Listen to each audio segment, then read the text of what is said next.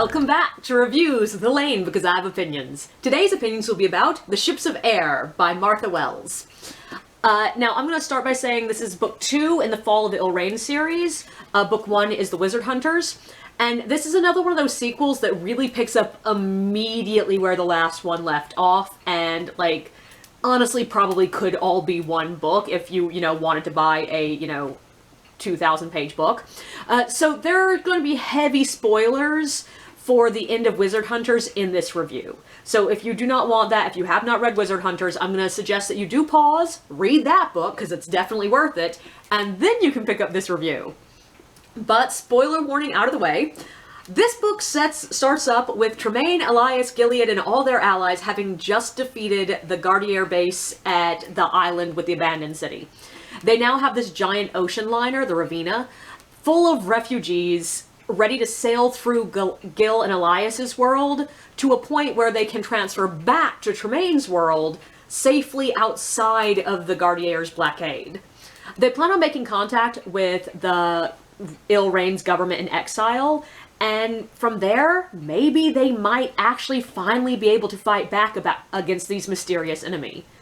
They finally know a little bit more about the Gardier. They have the ability to travel between the worlds, and with Araseld's spear, they actually have the ability to fight the Gardier's magic, which has been disabling the weapons, engines, and spells that the Ilrain people use to fight them.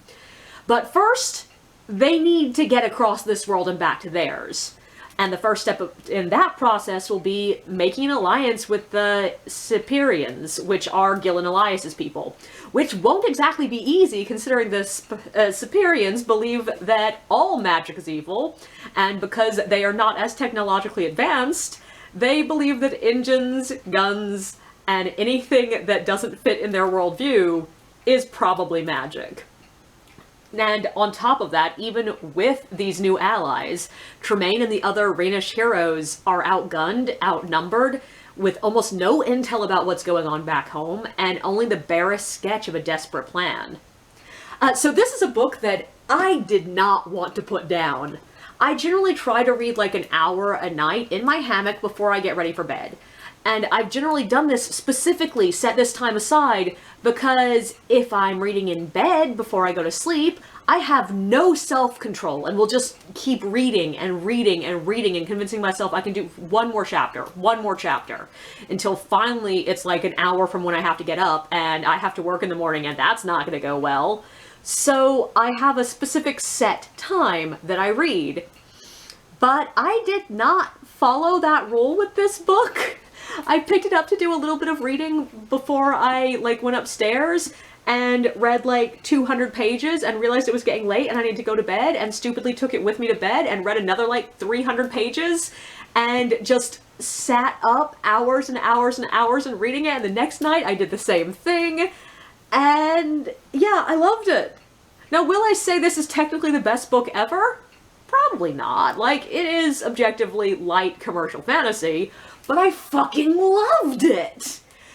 It gave me all the feels. I cared deeply about the characters. I enjoyed the action and the setting. I still love the multiple worlds and the way they interact and the balance between them and the contrast between them, and how both cultures are deeply explored. And I especially love seeing two vastly different cultures, one of which would usually be considered more primitive, and in fact is referred to as more primitive, but it's not super judgy about it. In this book, in particular, it would have been really easy to have the Cyprians painted as stupid and barbaric, but Wells does not do that. They are painted as different, but not lesser. They are able to learn and adapt. They are useful and powerful. Honestly, the individual Cyprian characters tend to be better at doing almost everything than the Rhaenish, except for magic. And just because they are not as industrialized as the Rhaenish society doesn't mean they are simple. And I really love the interplay between Gil and Elias, Tremaine and everyone from Ilrain, and also Tremaine and Elias. I'm not fond of Ioxen, or however you pronounce his name, but I'm not supposed to be. And he sort of felt like he was only in this book because he's going to have to be in the last one, and so they're just sort of lugging him along to get him to that point. But overall, I was all in for this book.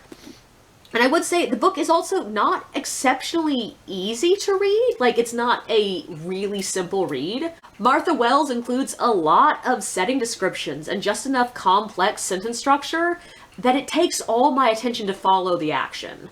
Which I think is part of the reason that I did fall so thoroughly into this book. Because I had to focus to know what was going on, I got deeply attached to the characters and felt more like I was there.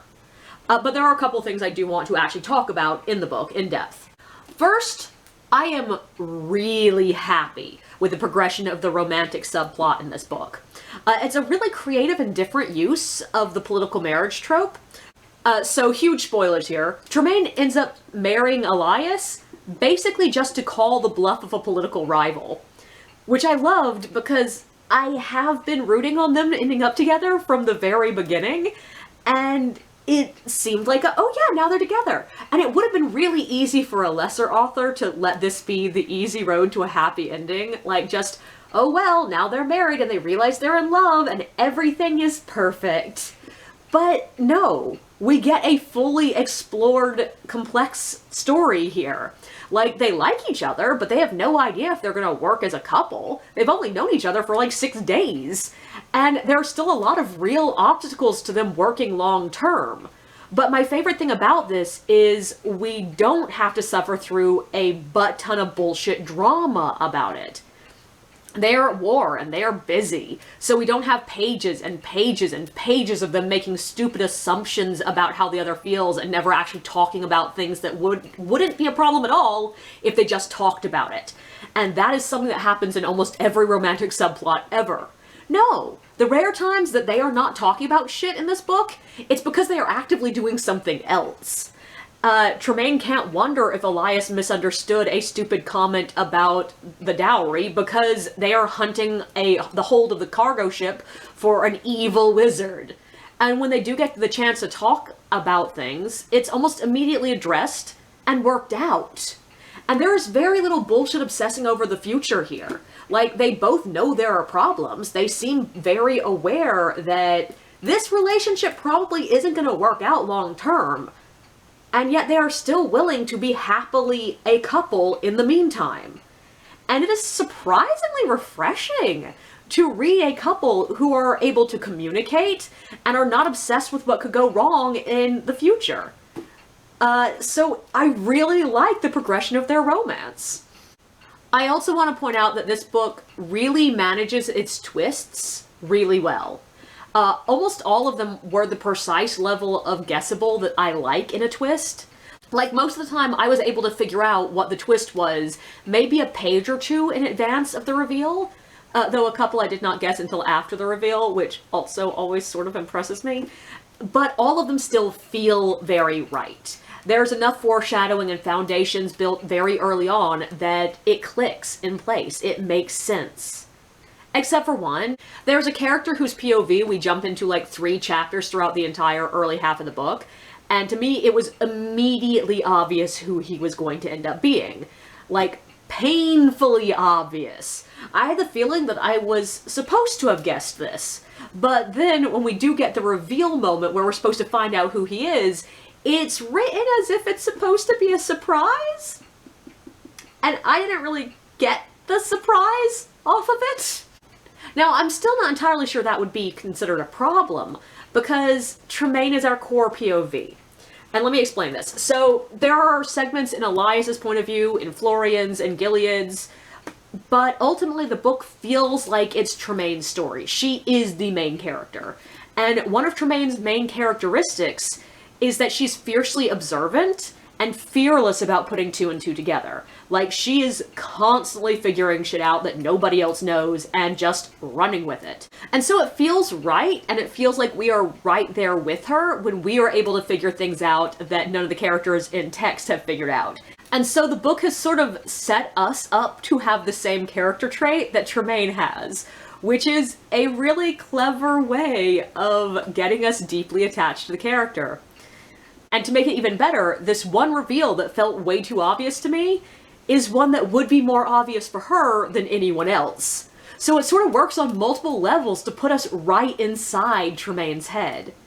And there's something also about the absence of Ilrain in this book that works really well. We spend pretty much no time in the world where Ilrain is. We're spending most of the book in the world where Elias and Gilead are. Though it sort of felt like at the same time we did get Ilrain, because huge portions of the book are on the Ravina, and the Ravina is a big ship from Ilrain, occupied almost exclusively by people from Ilrain, so it sort of tied everything together. But there was also an absence of their homeland. There's this constant undercurrent of worry and helplessness about what's going on back home, and the lack of knowledge about how bad things are. It permeates all the Rhenish characters' thoughts, their words, and actions, and it felt incredibly real. I was sitting there worrying about what was happening in a city, in a country that does not even exist. And Lord, does this build up the desire to read the next book, because the next book, I'm assuming, is going to be the one where we find out what was happening back home. And I do also want to say that I just really like the mix of skill and luck that moves the plot along in these books. Tremaine and the other characters all have a pretty good skill set. They have spy skills, they have fighting skills, they have tactics, they have magic, they have tracking, etc. Characters come up with these ridiculous over-the-top plans, but sometimes the question of will it work or not comes down to luck. And that's how life is. Like, you can plan like every step of the way, but you're still going to be relying on luck a lot of it.